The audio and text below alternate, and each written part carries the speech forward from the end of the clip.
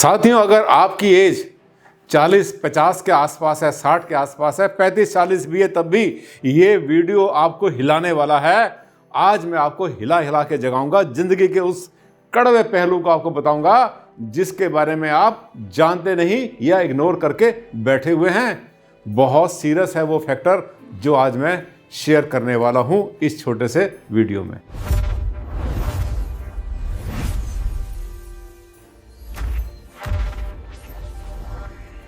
नमस्कार साथियों, बहुत बहुत हार्दिक अभिनंदन, हार्दिक स्वागत आप सबका आपके चैनल पर। वो चैनल जिसको आपने इतना बड़ा बना दिया, दुनिया के सबसे बड़े चैनल में से एक। मुझे पता है आप सबने चैनल को सब्सक्राइब किया हुआ है और आज मैं आपको रूबरू कराऊंगा एक बड़े कड़वे सच से। गुरुजी कहते हैं, समझाता हूं आपको क्योंकि जो बड़े बूढ़े थे अब वो समझाने से बचते हैं, क्योंकि सुनती नहीं यंग जनरेशन और एक दिन सबको बूढ़ा होना है। ओल्ड एज सबके ऊपर आनी है। आप भी होंगे कभी 60 साल के, 70 साल के, 80 साल के। भगवान करे आपकी उम्र 100 साल हो।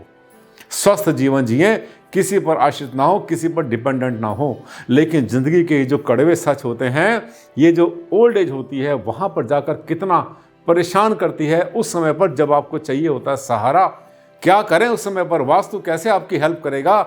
आज हम सिर्फ इसी पर चर्चा करेंगे और इस पहलू को समझाएंगे, हिलाएंगे और आपको बताएंगे कि आपसे क्या गलती नहीं होनी चाहिए। अभी से जाग जाना, तैयारी कर लेना, ताकि बुढ़ापा आपको काटने को ना दौड़े। टॉपिक देखा आपने आज का टॉपिक, खाने को दौड़ता है घर, वास्तु से बनाया डबल स्टोरी। ईस्ट फेसिंग मकान किसी ने बनाया, ओल्ड एज उनकी हो गई है 60-70 के आसपास, और वो घर उनको खाने को दौड़ रहा है, जबकि वास्तु से बना रखा है ईस्ट फेसिंग। और क्या चाहिए? क्यों दौड़ता है और क्या हुआ उनके साथ? आइए करते हैं चर्चा। ये देखिए, वास्तु से बनाया 480 गज का बड़ा मकान है, बड़ी हवेली, बड़ा काफी बड़ा घर बनाया, डबल स्टोरी। फिर भी मन उचाट क्यों? खाने को दौड़ता है घर। हम है सीनियर सिटीजन, उम्र जो है वाइफ की 68 ईयर्स 68 साल और पति की उम्र 72 साल 72 ईयर्स। घर खाने को दौड़ रहा है। नया घर बनाया, बहुत पुराना नहीं है, वास्तु से बनाया, विशाल घर बनाया, कोठी बनाई जबरदस्त कि इसमें आएंगे, रहेंगे, इसमें बड़ा मजा आएगा। लेकिन किस्मत ने तो पलटा कुछ और ही खा लिया। ऊपर वाले को मंजूर कुछ और था। कैसे हेल्प करेंगे आज हम सब मिलकर इन बुजुर्ग दंपत्ति की? आइए ये देखिए, इनकी कहानी क्या है। ये कारण जब हमने इनके बारे में हमने जाना और इनसे पता किया क्या क्या हुआ, फोन पर बात हुई और सुना और समझा, तो क्या कारण निकले। ये कारण कुछ ऐसे हैं जो कि आपके साथ भी हो सकते हैं। और हाँ, मजहर साहब का एक शेर याद आ गया कि रहता है सिर्फ एक ही कमरे में आदमी, रहता है सिर्फ एक ही कमरे में आदमी, उसका गुरूर रहता है बाकी मकान में। बना बैठते हैं जबरदस्त विला, 10, 5, 6, 8 कमरे बना लिए, डबल स्टोरी, ट्रिपल स्टोरी, विशाल घर बना लिया। क्यों बनाया? क्या उसकी जरूरत थी आपको? और अगर बनाया तो क्या करेंगे? देखिए क्या कारण निकले उन दंपत्ति के। ये आपसे गलती नहीं होनी चाहिए। आप अभी तैयारी शुरू कर देना, क्योंकि बूढ़ा आपने भी होना है, सबने बुजुर्ग बनना है और सबने दुनिया से जाना है बारी बारी। बड़ी कॉलोनी बस रही है, इनका घर दूर दूर तक अकेला। पहली बात तो इन्होंने बहुत बड़ी कॉलोनी के अंदर जो कट रही थी, अभी कुछ मकान बनने शुरू थे, वहीं पर इन्होंने अपना एक विला बना लिया, बहुत जबरदस्त।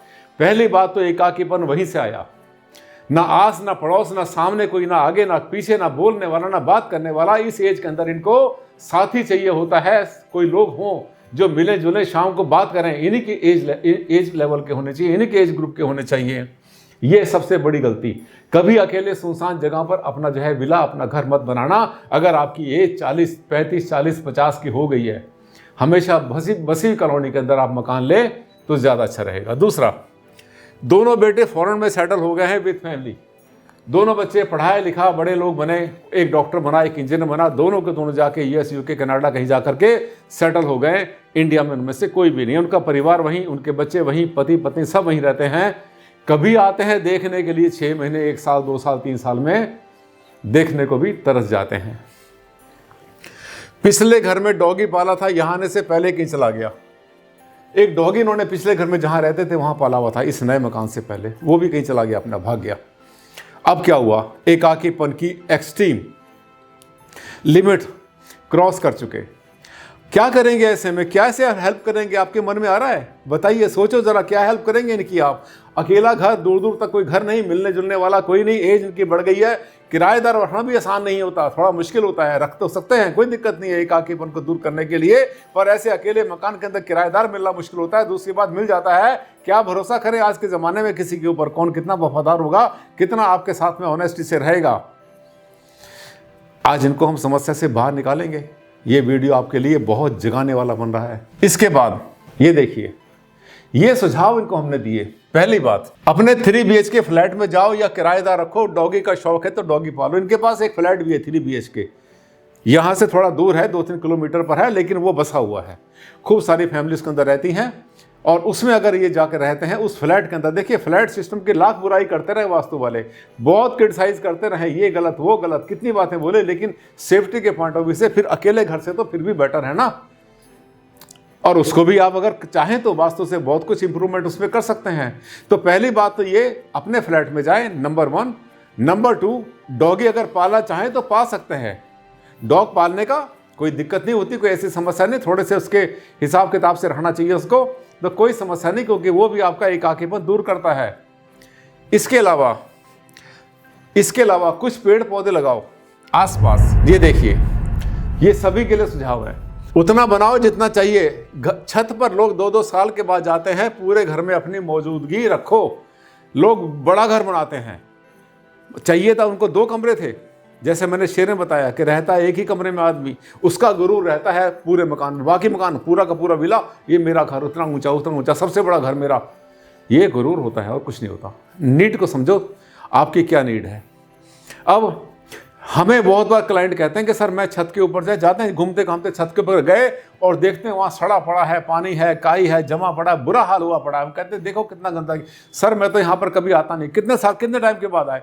शायद मैं 2 या 3 साल के बाद आया हूँ। वाह क्या बात है। उतना मकान बनाओ, पूरे घर में अपनी मौजूदगी रखो, नीचे से ऊपर तक जाओ, टहलो, देखो, एक एक चीज़ को देखते रहो। एक तो आपका टाइम पास होगा, दूसरी बात मेंटेनेंस करोगे, और तीसरी बात अगर कहीं कोई चीज़ ऐसी है जो खराब हो रही है, अनअटेंडेड है, उसको भी देख लोगे, ठीक भी साथ में करवा लोगे, कितना फायदा है। इसके बाद विंड चाइम, हर घंटे के बाद घंटे बजाने वाली घड़ी का प्रयोग करो। विंड चाइम लगाओ, और अगर अकेलापन फील हो रहा है तो विंड चाइम लगाओ, जो कि आमतौर पे हवा चलने से आवाज़ करती है। हर घंटे के बाद आवाज़ करने वाली जो पेंडों वाली घड़ी होती है उसको लगाओ।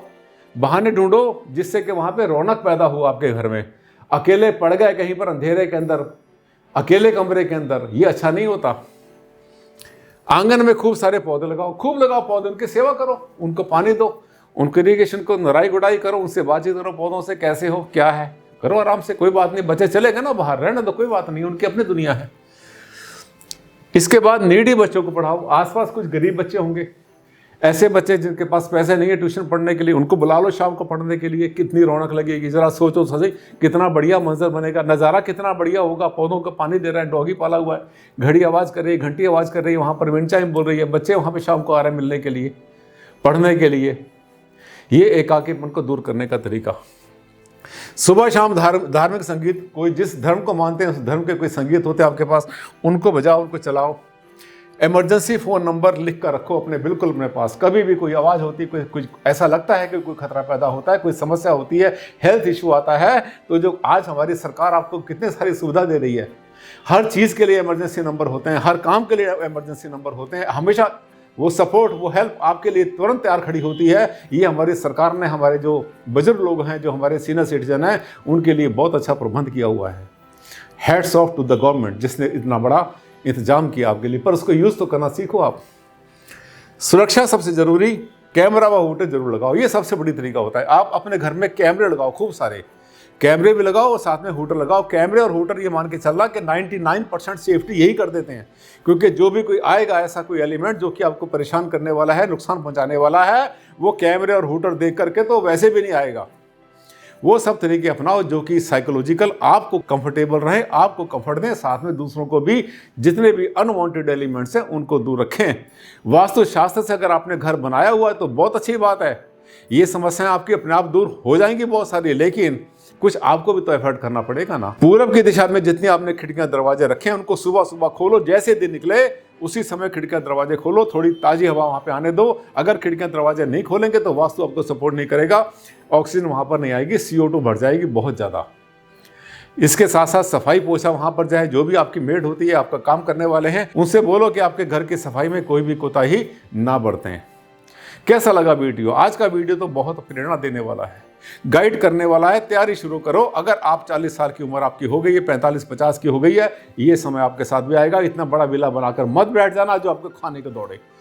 आप जाएं फ्लैट में, कोई समस्या नहीं है, अच्छे अच्छे फ्लैट होते हैं, वास्तु से मिलते हैं। दिखा के ले लें किसी वास्तु वाले को, सलाह ले लें, उसके पास नक्शा भेज दें, दिशाएं लिखकर भेज दें, आपको एडवाइस मिलेगी। हाँ, फीस तो लेगा वास्तु वाला। साथियों, कैसा लगा वीडियो? अच्छा लगा? पहली बार आए थे मेरे चैनल पे तो उसको कर लेना सब्सक्राइब, चैनल बड़े काम का है। अच्छा लगा वीडियो तो एक लाइक बनता है मेरा, और सोशल मीडिया पर फैला देना, स्प्रेड कर देना। आज के लिए साथियों इतना ही। परसों फिर मुलाकात करता हूँ, ऐसे एक टॉपिक लाऊंगा जो कि आपके लिए बहुत उपयोगी बनने वाला है। तब तक के लिए नमस्कार, धन्यवाद।